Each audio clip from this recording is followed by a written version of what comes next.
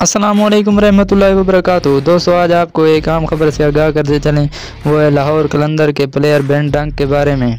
इससे पहले अगर आपने हमारे चैनल अरसलान स्पोर्ट्स अपडेट को सब्सक्राइब नहीं किया तो प्लीज़ आपसे रिक्वेस्ट करते हैं हमारे चैनल को सब्सक्राइब करें और वीडियो को लाइक कर दें। वीडियो को कहीं से स्किप मत करना, वीडियो मुकम्मल वॉच करना।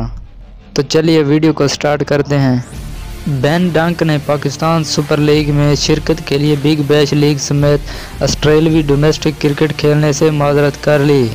बेन डंक को पाकिस्तान में बहुत ज़्यादा प्यार मिला जाता है और पाकिस्तानी खानों से लुत्फ़अंदोज़ होते हैं, इसलिए बेन डंक घर में सारी क्रिकेट छोड़कर पाकिस्तान सुपर लीग खेलने आ रहे हैं।